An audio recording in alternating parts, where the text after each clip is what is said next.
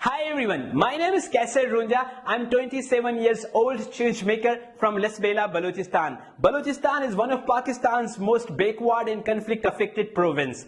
I spent last 13 years working in communities in empowering young people and community members to take actions on gender equality, girls education, women empowerment, peace building, sexual reproductive health rights and civic education. I lead a non-profit organization in Lasbela known as Welfare Association for New Generation WANG. Dear friends, in last 13 years, I have empowered thousands of young people through my workshops that I facilitated with thousands of individuals to take better decisions. I empowered them to become better community leaders.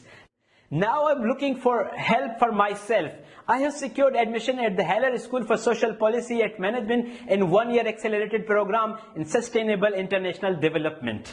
I have secured 75% of scholarship, but I'm looking for remaining 25% of my tuition fees.